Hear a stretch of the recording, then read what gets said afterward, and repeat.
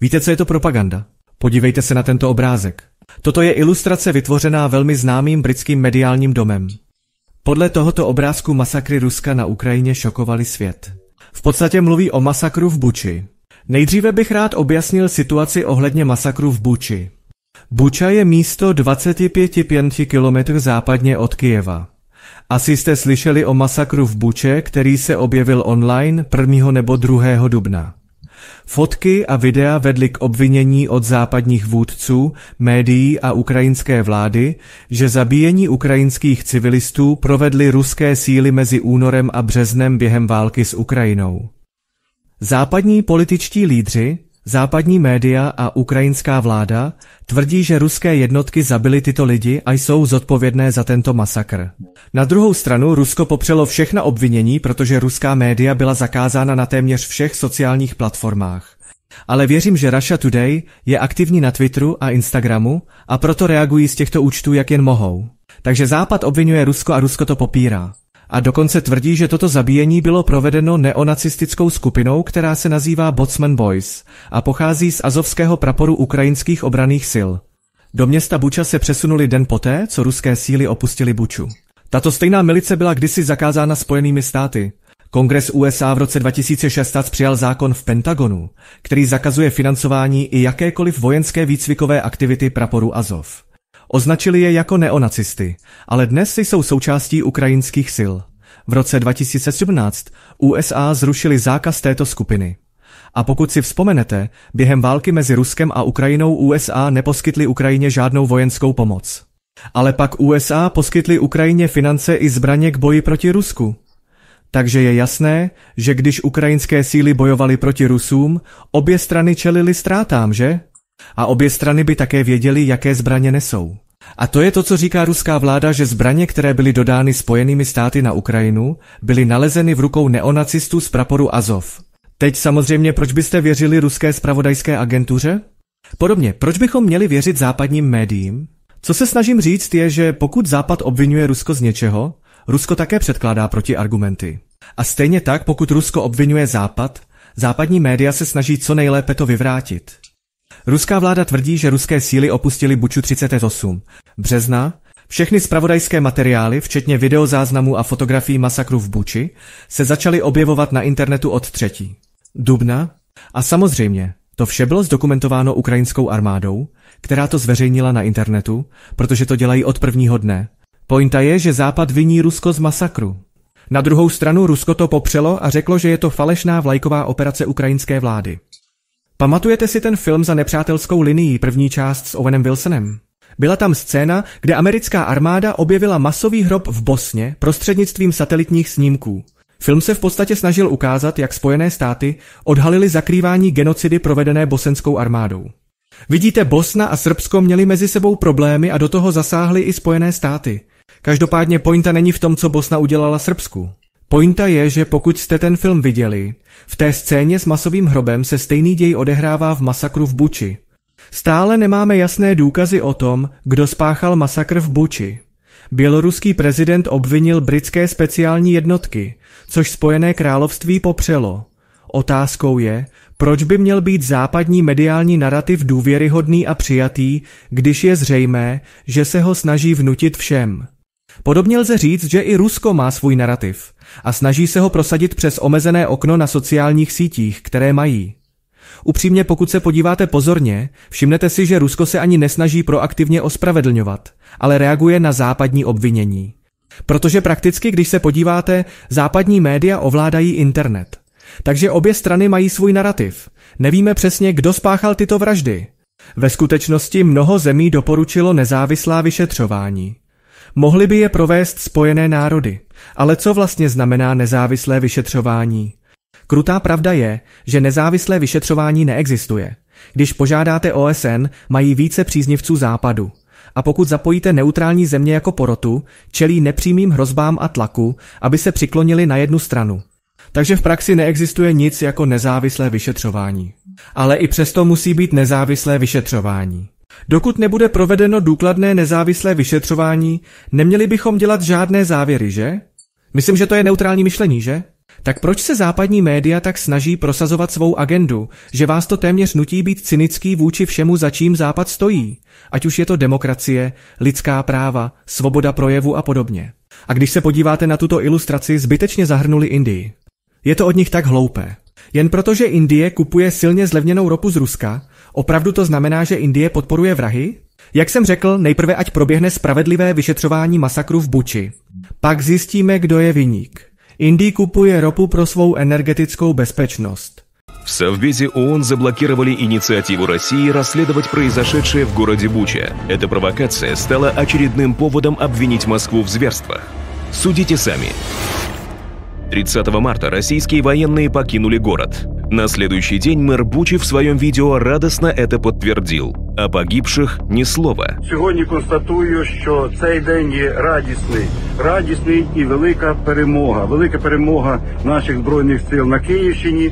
І ми обов'язково з вами дочекаємося і будемо все робити для того, щоб велика перемога була по всій Україні. В тот же день в Буче побывал депутат и спортсмен Жан Беленюк.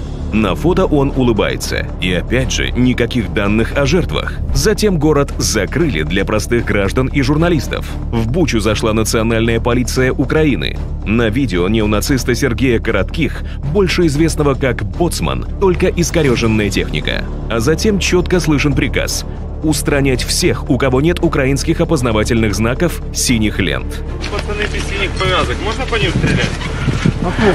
Именно 1 апреля, скорее всего, и произошла зачистка. А 2 апреля соцсети заполонили видео со страшными кадрами. На многих убитых белые повязки. Для националистов это знак сотрудничества с русскими. Есть погибшие со связанными за спиной руками. Это характерный почерк украинских боевиков. Подтверждение в многочисленных видео, которыми они хвастаются в соцсетях. Киев до сих пор не заявил об экспертизе тел жителей Бучи. Определение даты смерти – очень важный факт и неопровержимое доказательство, но, судя по видео, действующему режиму это не на руку. Погибли люди совсем недавно. Если бы тела пролежали на улицах несколько дней, у них были бы характерные признаки – трупные пятна, окоченение. У некоторых умерших в ранах даже не свернулась кровь. Пока тела еще не остыли, мировые СМИ оперативно подхватили версию о российской агрессии и представили ситуацию только с одной стороны. На Википедии появилась явно подготовленная статья с громким названием. Английскую версию создал Бернард Лайон, простой библиотекарь из Мельбурна. Раньше он интересовался не политикой, а только скутерами, аниме, БДСМ-практиками и стрельбой из лука. Методички репортерам, которые освещали резню в Буче, разработала украинская телеведущая Мария Орлова. Она активно участвует в создании фейков. С 2020 года сотрудничает с Центром информационно-психологических операций. Ежедневно участвует в летучках в Киевском информационном штабе. Провокацию в Буче вполне возможно Украина организовала при поддержке Запада. Фальсификация с целью эскалации – неписанный закон американской политики. Такое уже было и в Ираке, и в Сирии. Даже то, что для информационной войны была выбрана именно Буча, а не соседние города, не случайность. На английском название созвучно со словом «мясник». Президент США Джо Байден именно так однажды назвал российского президента. You're dealing every day with Vladimir Putin. I mean, look at what he's done to these people. What does it make you think? He's a butcher. А что касается Украины, местные жители сами подтверждают, российские военные гражданских не трогают. Они предупреждают об опасности и советуют оставаться всем дома. Передай всем, что мы никого не тронем. Пусть вывесят на окна белые простыни, чтобы мы видели, что здесь живут мирные. Пусть ведут себя спокойно. Не начнут ли ваши по нам палить?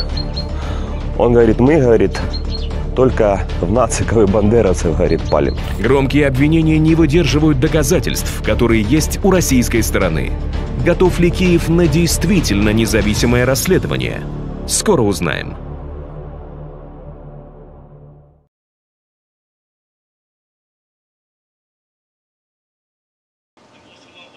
Thank you for listening to me today. My name is Adrienne Bouquet. I'm a French national and I'm a former serviceman in the French military.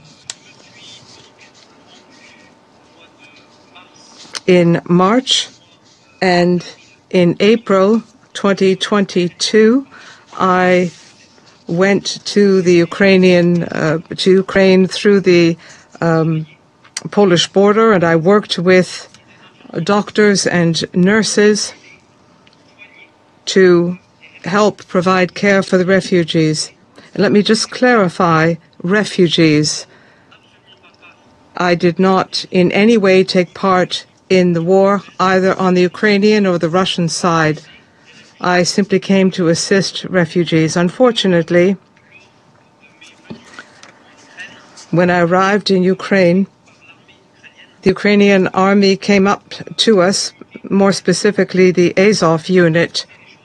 Just to spell things out, I was dealing primarily with medication,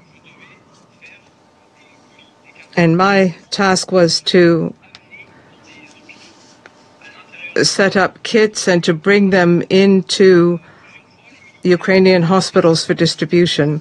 We were intercepted a number of times by the Ukrainian army asking for that medication when the medication was to be used for children, just for children.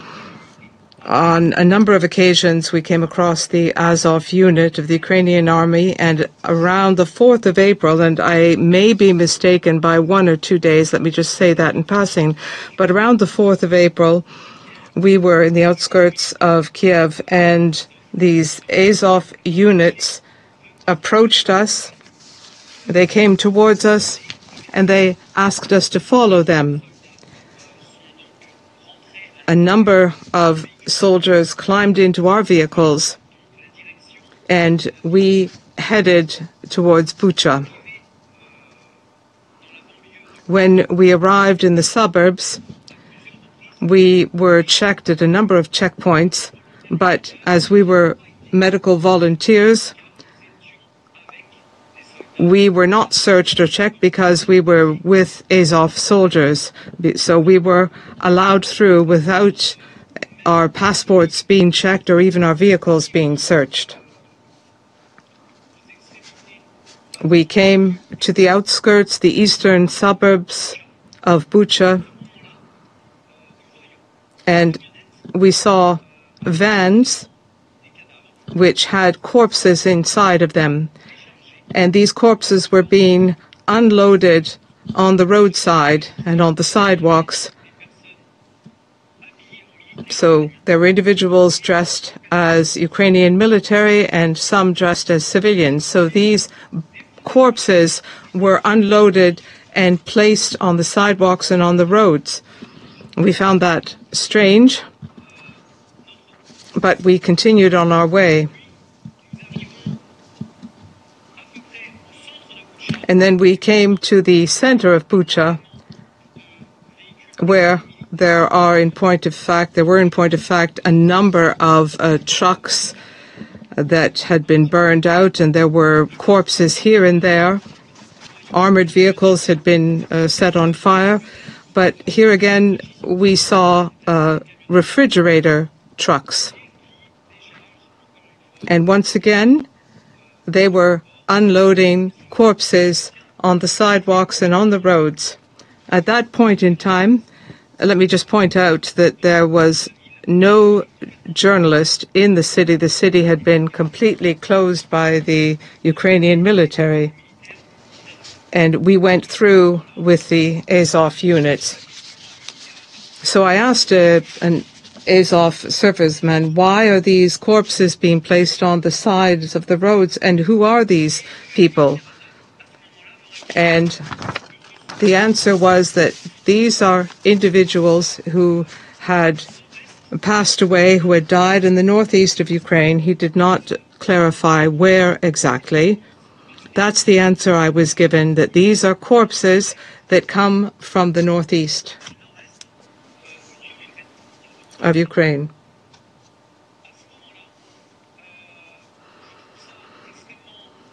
I found that very shocking and strange. It was odd that these bodies from another city were now being unloaded on the roads and sidewalks here. We couldn't understand. Can you hear me? Oh. Yes, I hear you. I'm sorry, there's some interruption. не ваше выступление. Вы меня сейчас слышите, да? Слышим, выключите, пожалуйста, микрофон, у нас не вы сейчас говорите. Извините. Maxime, it's the phone. Micro. Close. Oui. Close, please. Please. Pardon, oui. Hello? Hello?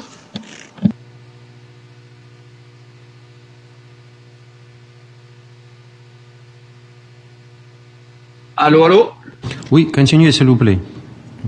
Yes? On vous attend. You have problem? No, we are okay. We are hearing you. Please continue. Okay. Okay, it's okay? Yes, it's fine. Please continue. Ok. Donc je continue. I will continue. If there's a problem with the connection, please make some kind of a sign or tell me. Let me pick up where I left off.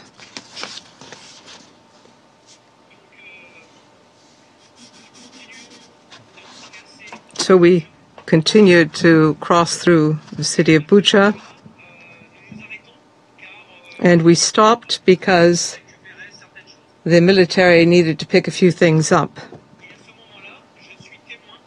And at that point in time, we witnessed, I was not alone, we all witnessed Ukrainian servicemen and civilians, the same individuals who had unloaded the corpses on the side of the road. I saw them tying the hands of these corpses with a white cloth. Let me tell you that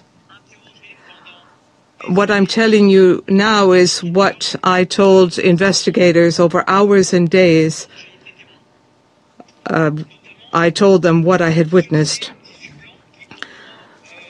On the white cloth, I didn't think that was a very important thing, and then I realized ultimately that it was an important fact. Let me explain why.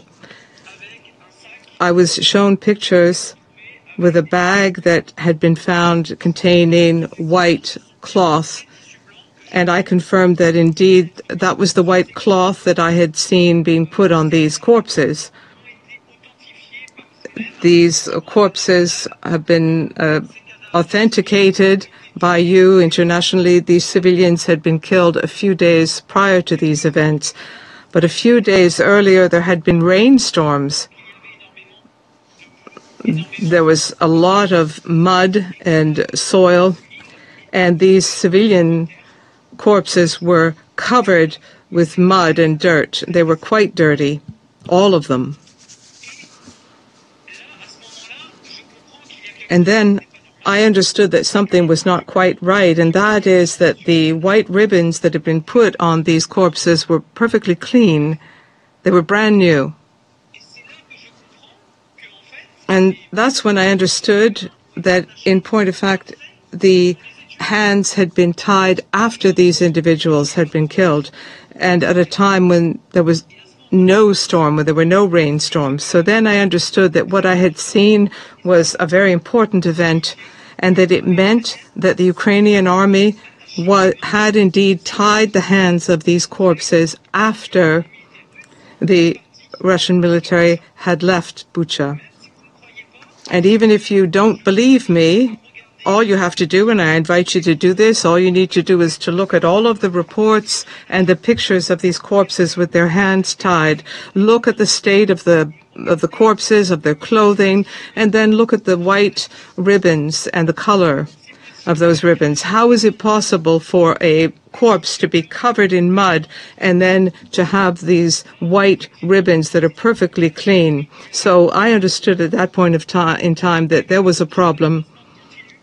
Unfortunately, we continued through Bucha. We arrived at a warehouse and we unloaded our medication, and then these vans, these trucks arrived, and Russian prisoners got off these trucks. And we were told to hurry up and to leave. Some 50 meters away from us, I heard in Russian, someone asking, who are the officers? Officer. And a Russian serviceman responded that he was an officer and he was set aside. And then 3 Russian prisoners were shot in the knees. And then the Azov servicemen asked me to leave immediately, and I realized that I was witnessing something I shouldn't be witnessing. And so we left quickly. And as we left, I turned around, as did my colleague, a nurse, and we saw an Azov military man execute the officer with a bullet to the head. So I understood that I had just witnessed a war crime. And with my volunteer colleagues, we agreed to leave Bucha as quickly as possible because we were quite afraid. We were afraid for our lives. So we asked to leave very quickly, and we used a certain pretext. We told the militia that we were out of medication and that we had to return to the Polish border to load up new medication. And fortunately, they bought our pretext, and we were authorized to leave quickly and immediately. So we left Bucha immediately. Let me just clarify here that I was with a female nurse, a volunteer from Beirut, and I was with a doctor, a volunteer doctor from Canada. So there were 3 of us. 3 of us witnessed that execution of prisoners. And we also witnessed the fact that corpses were being placed on the roads and on the sidewalks, and we had confirmation that these corpses came from cities in the northeast of Ukraine. But at that point in time, I did not understand why these corpses were being unloaded. I only understood that several weeks later when I saw the images and I saw Ukraine saying that the Russians had killed these people, then whereas I myself had seen these corpses, and the military had confirmed to me that these corpses did not come from Bucha, that they came from other provinces, other cities in Ukraine.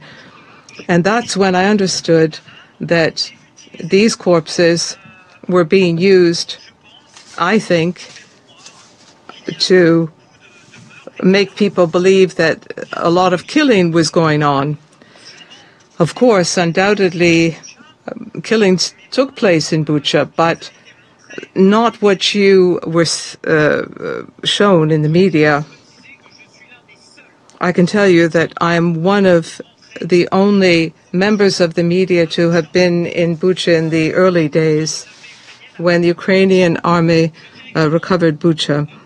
And let me point out as well that I crossed the Polish and Ukrainian border on a number of occasions, several times with my passport, and I was checked, but also a number of times illegally without having my passport checked.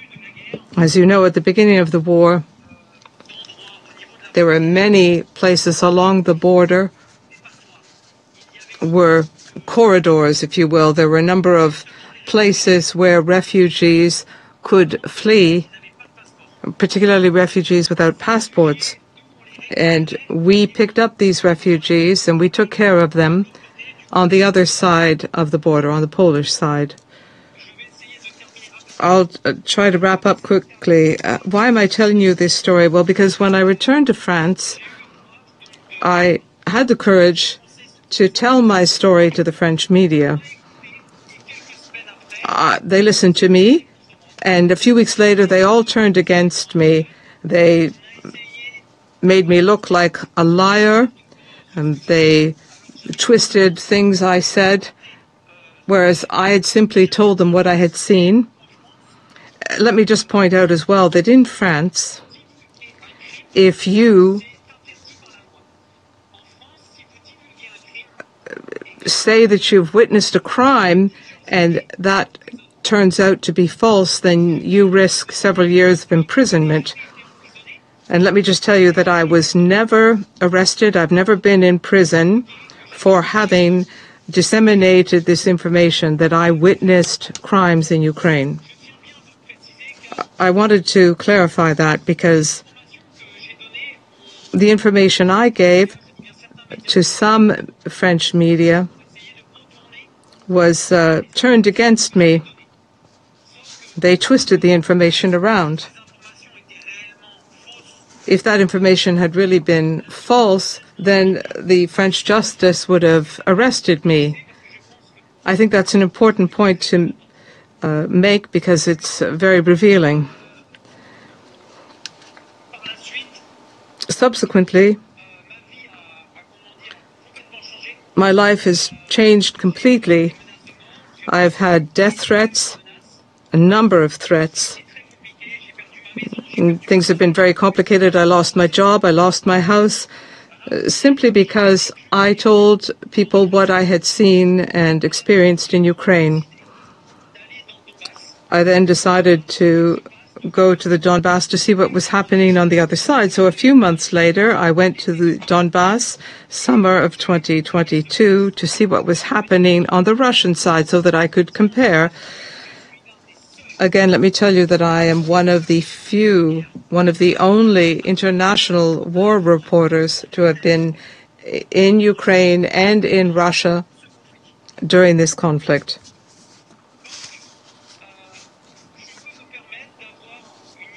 So I believe that I have an objective understanding of the situation. So September 2022, I'm in Donetsk, in the Donbass, and there an attack has just taken place. There's an enormous explosion in the heart of Donetsk. More specifically, a brewery was attacked. And so I go to that site a few hours after the attack, and I realize, I take videos and pictures. I was filmed continuously so that I can assure you of the authenticity of the recording. And I saw a French shell, a French-made shell with a French series number.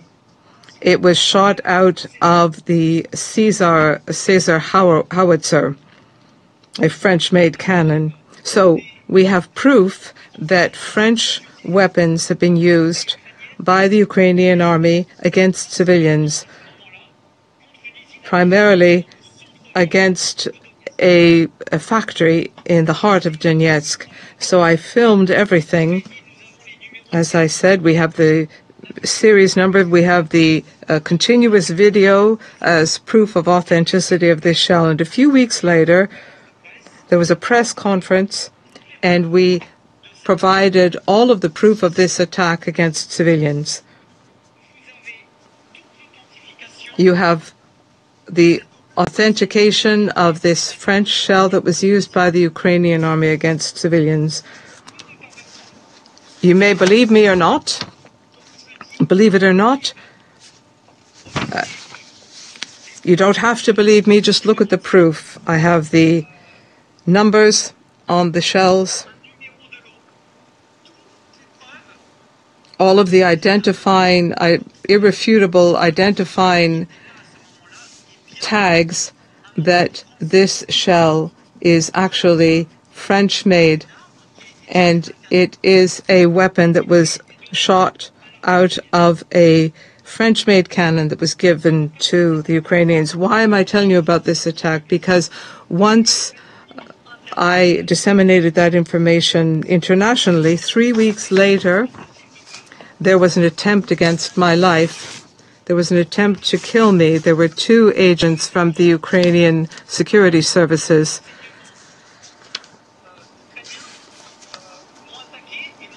attacked me.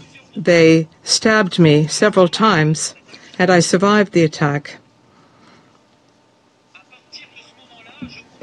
From that moment on, I understood that people wanted to shut me up. They wanted to kill me to keep me from telling my story. I know that there have been attempts against my life. It's dangerous, but I'm determined to continue and to disseminate anything I find regarding these attacks. Of course, we're in 2025 now, and I've witnessed some 30 attacks against civilians in the Donbass with the use of French weapons.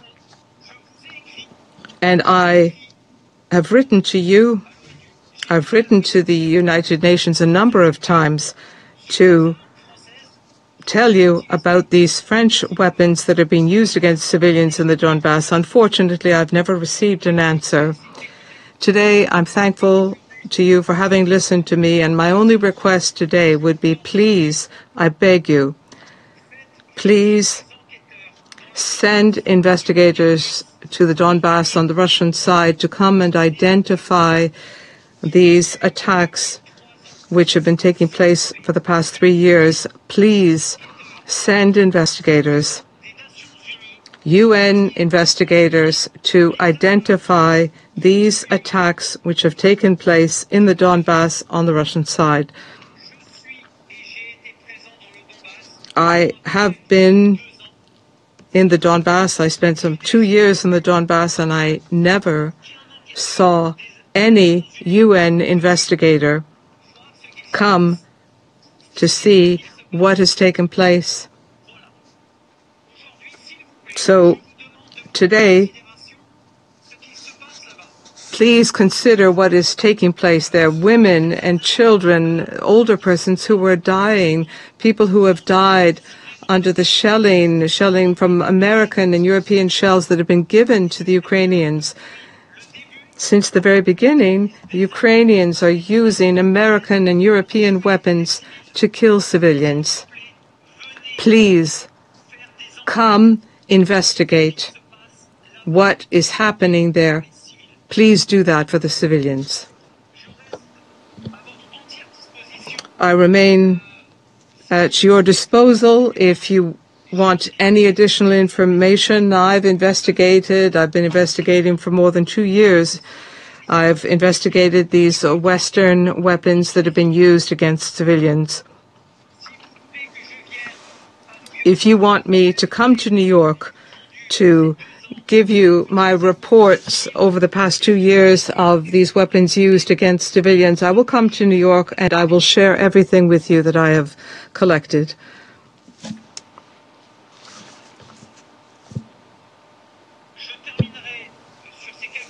I will conclude by saying thank you for having listened to me. I have nothing to win in any of this. I've lost everything. I lost my family. I've lost my job. I've lost my house. I can't go out into the streets. I have to stay hidden, and I'm afraid that someone will kill me, will try to kill me. That's how much my life has changed. But I want this war to end. It must end. I can no longer watch civilians die in this war. The war must end to save these civilian lives. But as you know, if there have been Russian crimes, those need to be punished as well. But if there have been Ukrainian crimes, they must be punished as well. And I'm here before you today to ask you quite simply to open investigations, to come on site.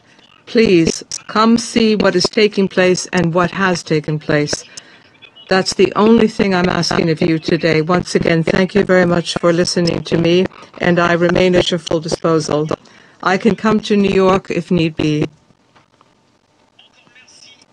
Once again, thank you very much for listening to me. Thank you. Merci beaucoup, Adrien, pour votre témoignage. Thank you very much, Adrian, for your testimony and your outstanding courage. It's important for the world to learn the truth, even if the truth is very inconvenient for our Western colleagues. Very important to hear another witness, Mr. Gonzalo Lira, and we would have readily invited him, but unfortunately he was tortured to death in Ukrainian prison. No one has been held responsible for the death of this US citizen. but his debunking video on Bucha fake lives on. Začátek vzniku celé této situace spočívá v tom, že jsem měl názor, který šel proti narrativu, a proto jsem šel do vězení. A tudíž pokud budu znovu zatčen, zemřu v zařízení vězeňského typu.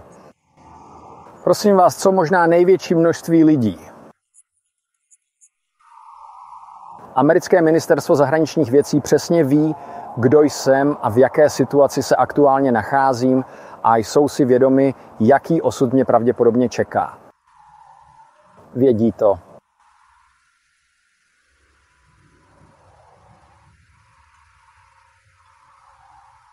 Jistě, existuje to známé rčení, jehož přesné znění si teď nemohu vybavit. Víte, jsem trochu pod značným tlakem, jak si pravděpodobně dokážete představit, ale existuje to moudré rčení, že lidé jsou v zásadě dobří, ale aby zlo triumfovalo, postačí pouze lhostejnost dobrých lidí.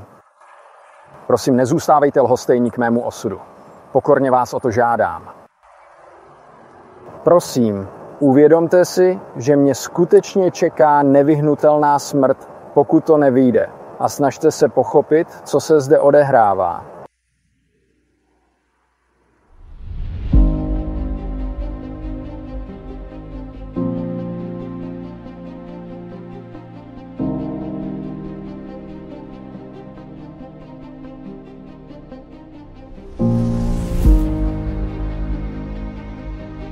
Starosta Buči Anatolij Fedoruk natočil video 31. března 2022 po stažení Ruska. Optimisticky mluví o osvobození a nezmiňuje žádná těla na ulicích. To je často uváděno.